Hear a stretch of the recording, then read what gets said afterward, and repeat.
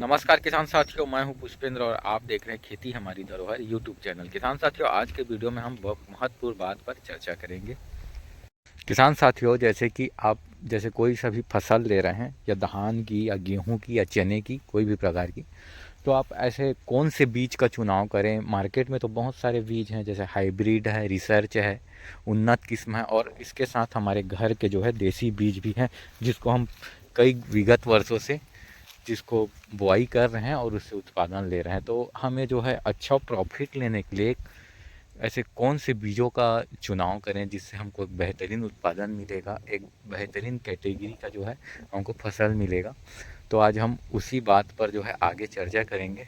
किसान साथियों, अगर अभी तक आपने हमारे चैनल को सब्सक्राइब नहीं किया तो सब्सक्राइब कर लीजिए, साथ ही बेल आइकन की घंटी को दबा दिए, जिससे आने वाले वीडियो का आपको नोटिफिकेशन मिलेगा खेती बाड़ी के संबंधित। तथा वीडियो अगर महत्वपूर्ण जानकारी लायक लगे तो एक लाइक और शेयर करना ना भूलिएगा। किसान साथियों, जैसे कि आप घर के देसी बीजों का चयन कर रहे हैं, तो देसी बीज में क्या होता है, एक तो देसी बीज हमारे घर का बीज रहता है, तो उस पर तो हमें अच्छा भरोसा रहता है, विश्वास रहता है कि सही तरीके से वो अंकुरित करेगा, उत्पादन अच्छा देगा। मगर जो है इसमें जो है रोगों के प्रति लड़ने की जो सहनशीलता है वो कम हो जाए रहती है। और जिसमें ब्लाइट, सीड ब्लाइट, या तो फिर बीएलबी, या तो ब्लास्ट, या फिर बीपीएच की बात करें, तो इसमें जो है इन बीमारियों का प्रकोप अधिक हो जाता है।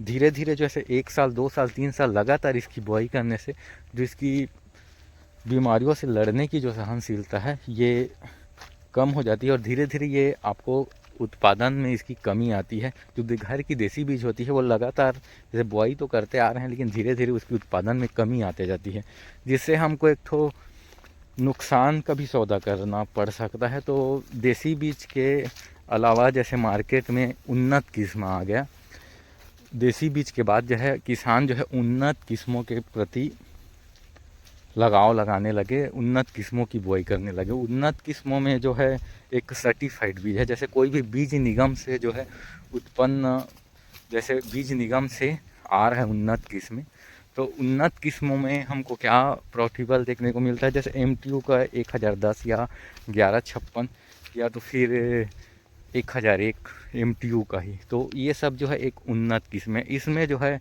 देसी बीज से थोड़ा ज़्यादा उत्पादन देने की क्षमता होती है, एक अच्छा उत्पादन मिलता है। कुछ रोगों के प्रति जो है ये किस्में सहनशील भी होती है, जो कि एक मिट्टी पे डिपेंड करती है, आपके खेत के ज़मीन पे डिपेंड करती है कि उसकी उत्पादन कितनी हो। उन्नत किस्मों में जो है कई वैरायटियाँ ऐसे होती है जो गिरने के प्रति सहनशील होती है, जो कम अवधि की भी वैरायटी पाई जाती है और मध्यम अवधि की। तो इसमें जो है उन्नत किस्मों में कई रोगों के प्रति वो सहनशील होती है। अगर उन्नत किस्मों की आप दोबारा बुआई करें तो लगभग वो घर की देसी बीज के समान हो जाती है। फिर उसमें जो है रोगों के प्रति लड़ने की जो सहनशीलता है वो धीरे धीरे कमी होते जाती है। वहीं उन्नत किस्मों के उत्पादन की बात करूं तो ये मौसम और जो है आपके देख रेख पे प्रति जो निर्भर करता है। कभी कभी एक उन्नत किस्म जो है 30 से 35 क्विंटल तक भी उत्पादन दे देती है, तो कभी जो है 20-21 क्विंटल में जो है रुक जाती है। तो उन्नत किस्मों की जो बीज की आप चयन कर रहे हैं, तो आप इन बातों पर ध्यान रखें कि आपकी रोग प्रतिरोधक क्षमता जो है मौसम पे अनुकूल रहेगा, और उसी के प्रकार आप जो है अपना उन्नत किस्मों का चयन करें। अब इसके बाद बात करते हैं कि हम लोग देसी बीज और उन्नत किस्मों के बीजों के बारे में बात कर लिया, लेकिन ये रिसर्च बीज और जो हाइब्रिड बीज क्या होती है, आगे इस पे भी बात कर लेते हैं। किसान साथियों, जैसे रिसर्च धान के बीज की तरफ जाएं तो रिसर्च धान की जो है वेराइटियां जो है बहुत सारी कंपनियां बना रही है, जो बड़े बड़े फेमस कंपनियां हैं।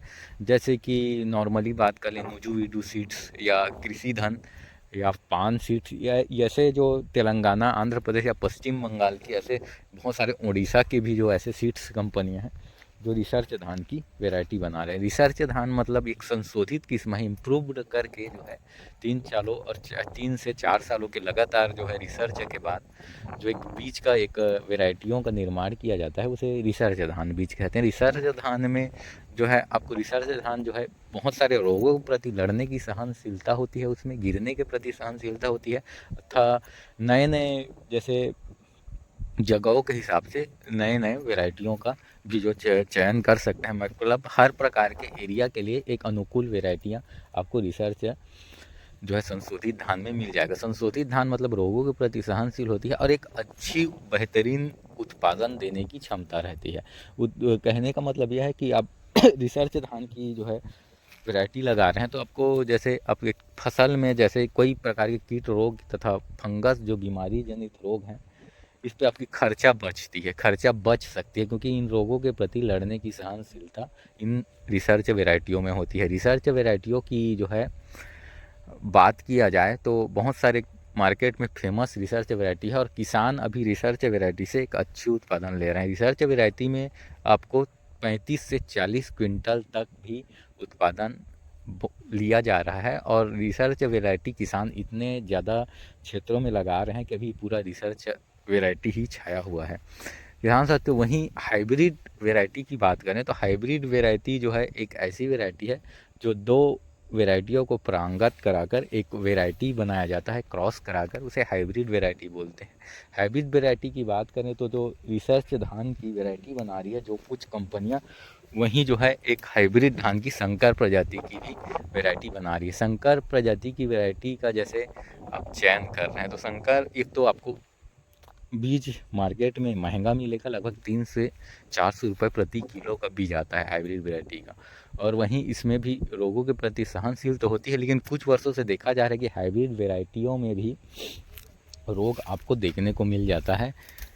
जैसे कंडवा रोग हो गया, ब्लास्ट तो बहुत कम लगता है, लेकिन जो है तनक छेदक का रोग है, जो है सुंडियों का रोग हाइब्रिड वैरायटियों में बहुत देखने को मिल रहा है। वहीं इसकी उत्पादन की बात करूं तो ये रिसर्च वैरायटी से कुछ अधिक उत्पादन नहीं देती, इसकी भी उत्पादन क्षमता लगभग 30 से 35 क्विंटल ही होती है। तो मेरे हिसाब से हाइब्रिड वैरायटी एक अच्छा वैरायटी है, लेकिन अगर जैसे आप लंबे क्षेत्रों में फसल ले रहे हैं तो आपको ज़्यादा खर्चा करने की ज़रूरत नहीं है। आप जो है रिसर्च धान की ही वैरायटी लगा सकते हैं। रिसर्च धान जो है एक तो रोगों के प्रति सहनशील भी है, प्लस ये आपको हाइब्रिड के मुकाबले अधिक उत्पादन देने की भी क्षमता रखती है। लगभग आप हाइब्रिड धान लगा रहे हैं तो भी आपको 30 से 35 क्विंटल उत्पादन मिलेगा। रिसर्च धान लगा रहे हैं तो भी आपको 30 से 35 क्विंटल उत्पादन मिल जाता है। वहीं हाइब्रिड धान की जो बीजों की बात करें तो आपको लगभग 300 रुपये किलो में आपको हाइब्रिड धान की बीज मिलती है। सही तरीके से अंकुरित अगर नहीं हुआ तो आपका